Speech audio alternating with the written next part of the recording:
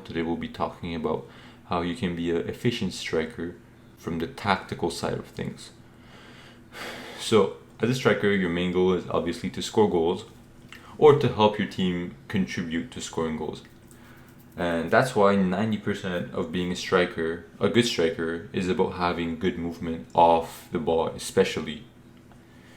90% of your goals, and this is a fact done from my research, 90% of your goals will be from the 18-yard box. So 90% of your goals as a striker will be from in here. That's why, and usually you're very tightly marked in the box, and that's why your off-the-ball movement is so key to being a striker, right? Because you're receiving from the flanks or if he's cutting in. You need to know when you need to drop in the middle to receive the ball, or do you need to step back to make yourself a passing option, right? So just keep that in mind. So as a striker, there's 3 different types of striker that I like to think about. First of all, we'll talk about like the target man. And by the way, we'll be working with number 9 here as our striker. We're working against the red team. So as a striker, if you are a target man, which depends solely on what your coach asks from you. If you are a target man type of player, you want to think about Lukaku and how he uses his body and strength to either turn on a defender. So if he gets the ball like this, he uses his body to block off the defender, and he turns on him with the ball, and then he's on to goal, right?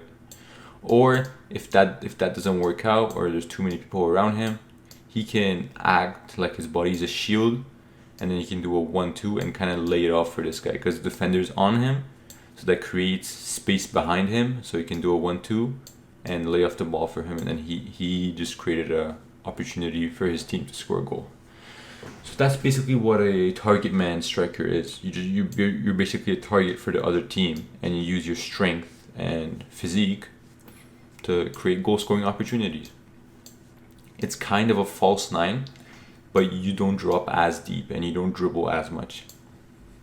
So another type of striker is like more of the pacey type. So if you are a pacey striker, let me just set this up. So if you are a pacey striker, let's push the line up a little bit for the defenders.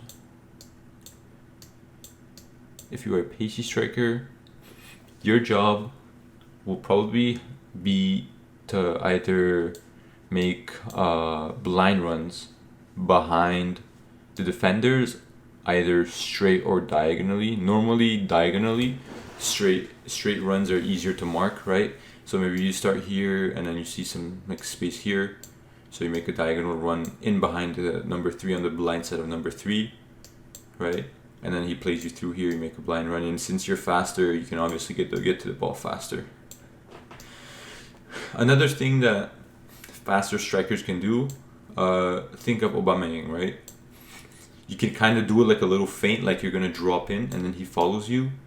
And then you feint in and then you feint backwards out, so you kind of created a little bit of space for yourself because he's tracking you, right? So you drop in and then he tracks you, and then there's space back here, so you drop back out and you make a run, and then he can easily ping you the ball there, right?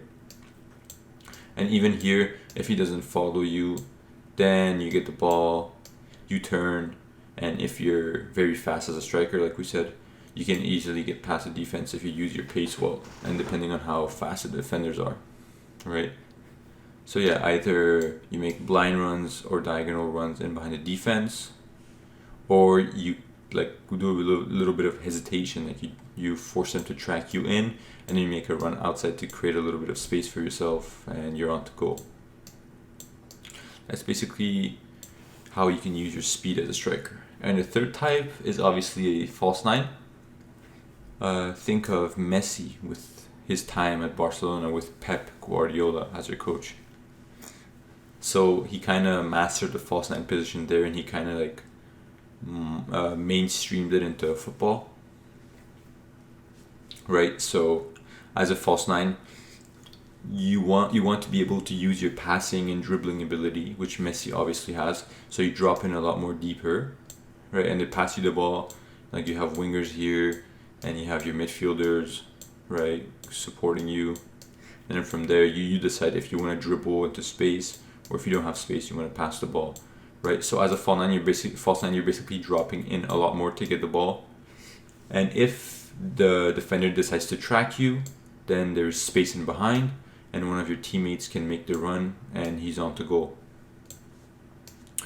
Obviously, that's where the dilemma comes in, right? Does he follow you, or does he stay back and you get the ball? And then here you're still in a dangerous position to attack goal, right? Because usually false nines have very good dribbling ability, so they can easily take on a 1v1. It's kind of like a center attacking midfield if you think about it. And yeah, that's basically it for a false nine. And as a striker, depending on what kind of striker you are, again, and depending on your coach's advice, when you are on a counterattack or when you are in the final third of the opposition's box, let's say they're here, right? See, this is the defense, and then we have a striker here. We have some support as well. So depending on your statue of how tall you are or how short you are, you either want to go in the box for a header like Ronaldo, or you kind of want to hang out and kind of become an option to either get the ball and shoot, or like make a 1-2 then go in and shoot, whatever works for you and whatever type of player you are. So yeah, that's basically it for the tactical side of a striker. Of course, we can get more into details with different formations that you play with, or what your coach expects of you in different situations. But yeah, this was more like the basic the basic information that you need to know to play striker. So as a striker, when your team doesn't have the ball, you want to be pressuring the defense, right? And how do you do that? Well, that's simple. Once the goalkeeper has the ball and he is playing it to one of the center backs, you want to have a kind of center position, right? So you're in between the two. So depending on where he plays it, you can press the center back. So if he plays it this side, you want to kind of curve your run. So you force him this way, so he plays it to the wing or to your midfielder, whoever he has as an option, and then your team can also pressure from there, right? So you want to force him up, so then he can't play to this center back here. So he has to make an option to play it out wide or in the middle, and then from there you can counterattack, get the ball back, and score, right? Or let's say the other option is if he plays it into him and in the middle, you can cut off this side, and that is going to force him either to play to the other center back, or if you cut him off well, he can only play to the other center back. Maybe he can find an angle to the midfielder if he drops in the CDM. But yeah, usually you want to force him on one side of the wing, so he's forced to make a long ball play or play it wide. And then if he plays it wide, your left midfielder or your winger is going to be able to cover that off, and then he has pressure on him, so he can't play it back either. Because once you pressure him off, right, and he plays it to the fullback, you kind of want to position yourself in a way where he can't play to him because you're threatening him, but you're also kind of covering this distance. So when your team gets the ball, you're in a good position to receive a pass and go on to goal or do a 1-2. So yeah, that's basically the basics of pressuring and how to pressure as a striker. Obviously, depending on how you pressure them from this side or from this side, depends all on your coach and how your team plays. But yeah, these are like the two ways that you can pressure the defender off the ball.